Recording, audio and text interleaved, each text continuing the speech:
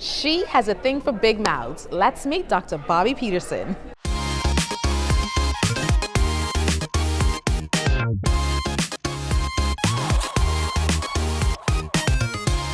So I'm sitting here with Dr. Bobbi Peterson. So good to meet you. Nice to meet you as well. Thank you for having me. Welcome back to the Bahamas. Yes. It's been like about at least 8 years, but yeah. So what's it like being back here a second time? What are you looking for? What didn't you get to do the first time that you say, you know what I'm going to do when I get back there? I want to do more clubbing. I didn't get to do much clubbing last time. I was like with the family. We did like the water parks and things like that. I have a friend of mine that actually lives here, and she's going to show me. She told me about Bond. Okay, and yes. something else that's here in Atlanta. Aura. Yeah. Mm-hmm. So I'm not here with children or husband, so I want to party a little bit. Oh, it sounds like it's a girls' trip. It's that kind of trip. It's seeming that way. Awesome. That way. Well, thanks so much for sitting down with me. I first fell in love with you, who you are, what you do, when I watched your episode on Shark Tank. Now, we'll talk a little bit about that later. Yeah. But talk to us about who is Dr. Bobbi Peterson. We know you're from Brooklyn, New York. Yes. You're the youngest of 8. I am. Like, there's just, oh my gosh. I could tell you. Of 6. So you're the oldest of 6? Yeah. Oh, so we have had the opposite types of experiences. So for me, being the youngest of 8, there were 5 boys, 3 girls. I'm at the bottom. I have to be the loudest. I have to, make my presence known like all the time. You on the flip side were probably like yelling at the youngest, exactly, like shut up. You're like the parent, like the second parent. Yes. For me, I just went willy-nilly. So I was definitely spoiled by my siblings, but also very disciplined by them as well. As you said, I am from Brooklyn, New York. I'm a doctor of teeth. Right, so I'm a dentist, orthodontist, and I have a practice in Brooklyn, and I have one in Philly now. So what was it like growing up in Brooklyn as a kid? So when I was growing up, I was not in Brooklyn. I was actually in Newark. I've been in Brooklyn all my life, but I was born. I hear that accent now. Yeah, I was born in Newark, New Jersey. So that's still an inner city. It's like 30 minutes from Brooklyn. Yeah, you learn a lot. I was a bookworm, I guess they would say.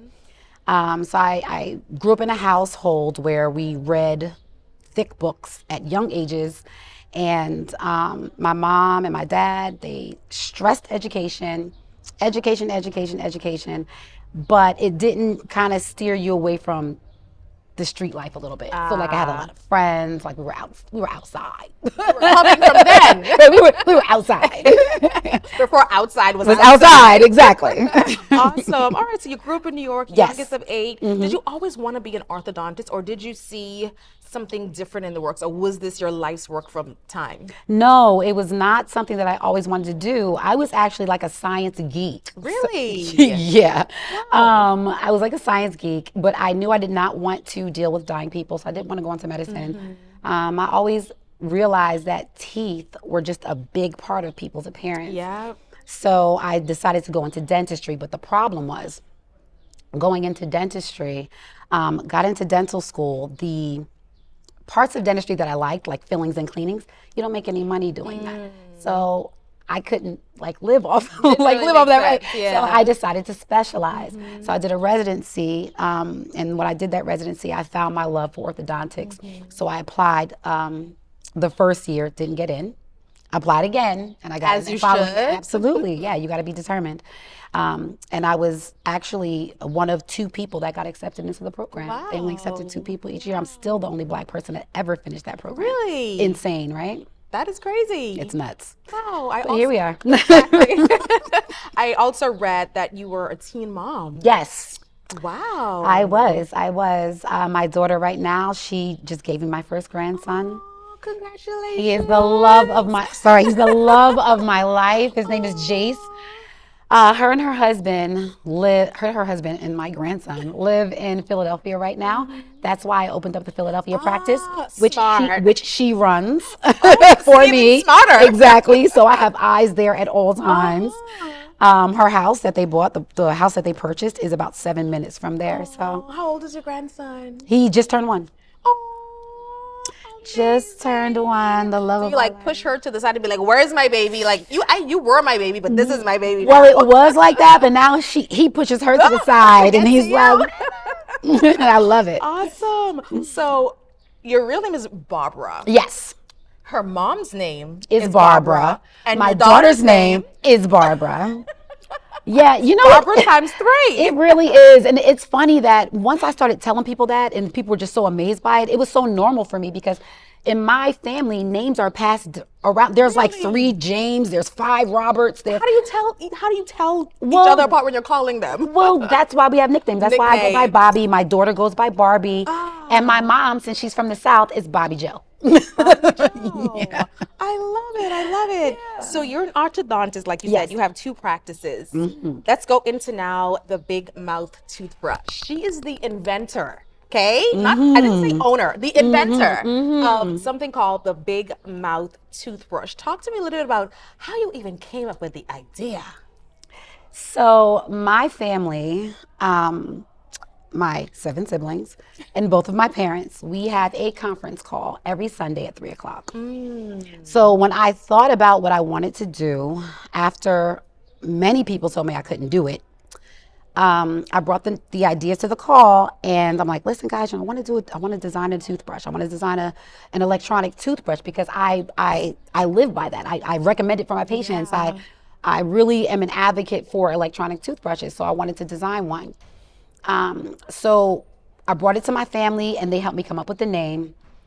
But the reason that I wanted to design like a wider head, right? The speeds of the toothbrush, that came later. Yeah. But I knew in my head that I wanted a wider head is because it was one personal reason. I just didn't like that the latest advances in like electronic toothbrushes with all these big companies, they were getting smaller and smaller. Did not like that.